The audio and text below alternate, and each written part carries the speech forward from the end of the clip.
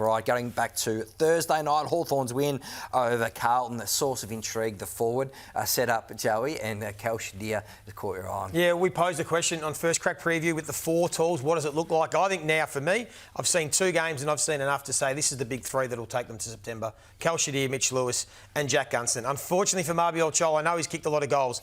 I just can't see how he plays week 1 of the finals with what these guys did as a duo. And we won't show the vision now, we can show it during the week, but the way they work together, I was really impressed with. They've only played 2 games together as a group because of the way that it's panned out with injury. But I just love their synergy and their chemistry, their athleticism. They got Mitch Lewis to get Jacob Wiedering high, so they thought, right, let's get Wiedering out of his comfort zone. So Mitch Lewis played a bit of a sacrificial role to get high, allowed Gunston to play deeper. So I just really like the look of it. And Cal Shadir, I mean, he's going to be some sort of special talent. I was going to show one clip because everyone loved the Cal Shadir mark.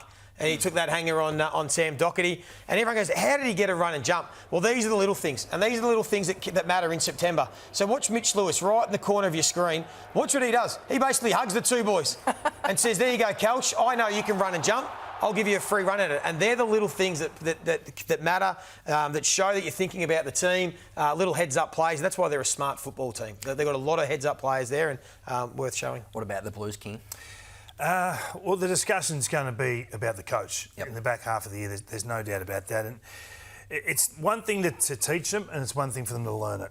And I just wonder whether they actually understand the speeds of the games that are required. We've touched on most of these things at different stages across the year. This is a ball coming out of your D50. You got a heavy outnumber behind the ball. Hawthorn own everything. So why would Blake Acres call for that ball? He knows better than to keep the game going at fast pace into turnover. Same thing here. You know, OK, they got numbers out the back. I need to pop that handball to Chera or find an uncontested mark behind the ball before blasting it forward. These are not one-offs. These happen 50 times a game. So when you know you've got to go slow, you've got to accept that. And when you know you've got to go fast, you've got to get numbers there. If you're a tram track team long down the line, you've got to swarm numbers to the fore of the ball because when you don't quite get there, you become redundant straight away. So one kick, and it's basically 3 extras out the back for the opposition. So the lack of intent to actually see it through, I could have shown 100 of those where they don't quite get there. So you're not an offensive weapon and you give nothing defensively. And that's what's going wrong, is the players are not either committing to an act or don't understand the speed of the game that's required at each moment. So I think Vossi's got a hell of a job on his hands to get that to happen in the back half of the year. I don't really know whether you can educate those players in this next 4 weeks. I think it's a real challenge in front of them. Only Essendon and the West Coast are less likely to score from a turnover out of the defensive half, and that's why. Because unless Curnow outmarks 2 players, they don't continue on. And with not much to play for, really, for the players, the players begin to check out how committed are they to the changes that Vossi's clearly trying to implement with their style. Righto, Friday night, geez, this was a one-sided game. The Western Bulldogs did it so easily over the Bombers, and it was total control from the outset, King. Yeah, and we showed the Giants vision. These guys are the pinnacles of the inside-outside game. And if you leave the front door open for these guys, so as soon as you walk in, I know they tried a different mix, the Essendon Footy Club, put McGrath in, but if you take one step into the traffic, into the junk, you're redundant pretty quick. And they got it to the outside all night. And then it's go time. And then it's easy. And this is why they're so damaging. This is why they're going to be... It's going to be a must-watch this Thursday night. This match-up's a beauty. Merritt, he just gets lost in there.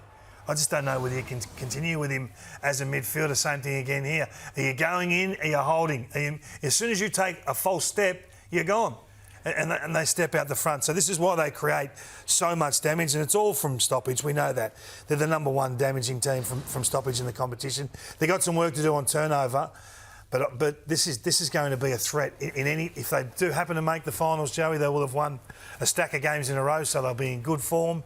You'd be stiff if you finish 5th and you play this mob in the first week of the finals. But if you let them out the front door like this, and this is not a talent issue, this is a planning issue, this is a structure issue. So again, this comes back to coaching and to ensuring that the players understand the threats in front of them, and they weren't equipped. They weren't ready for it. What was your query on Merritt, just quickly? You said You don't know whether you'd go with him in the centre. McGrath in the middle. No, I think that was a bust. It was just worth mentioning again. They had 9 players with less than 50 games experience in that. They brought in Buslinger and Cleary. That was the same as Essendon. Now we know Essendon have got players that have played a handful, but only North Melbourne, Richmond, and West Coast had more players with less than 50 games for the round. So as much as it's this year, I still think that they've got the bigger picture in mind, and next year I think they can really springboard. What about Brisbane? How did you see the Lions side of things? Yeah, I was really disappointed with Brisbane. I thought they showed their opponents a lack of respect. So that's on the inside. But I think on the outside and the way the game played, they just thought someone else would do it. Look at McCluggage and Lachie Neale here at this D50 ball. They're just watching. And Fiorini just strolls past them, kicks one of their first goals of the game. You thought, gee, that's unusual for Lachie Neale and McCluggage. Then you got Ashcroft here, started on Noah Anderson, who was brilliant. Kingy just spoke about him. So they're at that stoppage together. Ashcroft goes one way. Now watch as they track this footy, and this is what Noah Anderson does. He just continues to track the ball, and where it goes, Ashcroft has got no regard. He's thinking about the corridor. How can I get the next possession? There's his man. That leads to the free kick for Ben King, who gets the next goal. Then out of a centre bounce. So it comes this way. So Ashcroft again. So this time it's Lachie Neale on Noah Anderson. So it comes in, free kick to Gold Coast. Right, reset. Where's your man? Lachie Neale. Look at him. Just walking. That 1 second's enough. And then Rayner, who was in the centre bounce, he just got caught guarding nobody. And you see the Gold Coast Suns strolling through the middle, and you think, gee whiz, that's pretty easy. And this is the last one. Ashcroft again playing on Bailey Humphrey. Look at him there. He goes, I'll just roll back. Someone else take care of it. Everyone knew what Humphrey was doing here. He was waiting to get the handball received. There was no real care. And Brisbane aren't usually like this. You're not the champions for a reason. But for this game, they were off. No. And I think they just thought it was one of those games where they'd go through the motions, someone else would do it. I'll get the ball, and they got bitten on the backside. So I think it's a sharpen up reminder for them, and I think we'll see a response. We're off their tucker. We haven't seen that from a Brisbane side for some time. What a game on Friday night as GWS pulled off a comeback over the Swans. That third quarter, Kingy, particularly in the forward half, some of the most electric football we've seen from the Giants. Yeah, and we've talked about this forward 50. So without Stringer rounds 10 to 14, they averaged 82 points, which is 8th in the competition. But with him round 15 onwards, they're averaging 107 points. They're too big. The Bulls in the front paddock are just massive, and they're too strong. I look at their ability to win contests. So again, rounds 10 to 14, minus 37 contested possession in your forward 50. AFL 15th, with him in there. And this is why I'm pissed off with Toby Green, because it changes everything. It's a dramatic effect. So with him in there, they're plus 9 contested possession with Cadman, Hogan, Stringer and Green. That's third best in the competition. That allows you that. Without Green there, you go back to someone who's lesser grade, not a contest winner, and it makes the job so much harder on the 3. Not just because of the quality opponent, just because you've got one less contest winner. So I'm in awe of what they're doing forward of the ball, and they've got their damage back. There's no doubt about that. First half, poor. Coach gave the leaders a rocket at half-time, a real eyeball job. You got to lift, you got to lift, you got to lift. And they come out and start winning their own ball. It was an amazing, amazing night. Huge test for the Dogs' defence, which is questionable on Thursday night. What about Sam Taylor and the GWS? Now, so that's the front half. I want to look at the back half, because we all look at the tsunami in the offence and we love it. But it starts with their work rate and their ability to win contested ball in their defensive half. So you just mentioned about half-time. So earlier in the season, they were in the back half winning contested ball, 16th in the comp. The last 6 weeks, they're second.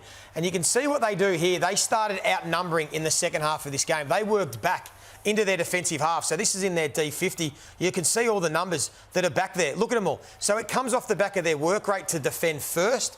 Then they stay connected. Then they get their tsunami going. So that is what Adam Kingsley and Toby Green spoke about when they talk about work rate to contest. Again, Canelio there was a half forward, getting all the way back into that defensive half, and then from there they can get it going. So you can see the turnaround. First half, the contested ball in their back half of the ground, -5. They'd only scored 1 point off turnover. Once they get back and win the footy, then everything flows off the back of it. So I think that's the blueprint for them going forward. How dangerous are they if they make it, the Giants? Oh, they can get on a roll. They're as dangerous as anyone. Yeah, that's why I'm disappointed about Toby this week. I mean, this is a massive game. If the Dogs get them, it's game on again to fight for survival. Fremantle pretty comfortably over West Coast in the West there, Joey, and it was a clinic in the middle. It was, yeah. They scored 68 points from stoppage, which is the most they've scored since 2013. So it was pretty impressive in that facet. I don't want to hear any more about the Jackson Darcy stuff. It's now 14-6 when they've played together. It's stacking up. It is the West Coast. It is the West Coast, but I'm talking about a body of work now of over 20 games. Yeah, where I know. they are winning. Yeah. The points from stoppage, that's the most they've had in 12 years. We know it's the West Coast Eagles, but what I particularly liked about this was Caleb Sarong we were critical on in the game against the Sydney Swans, where they were playing isolated footy. They were all trying to do it themselves, particularly when he got sat on.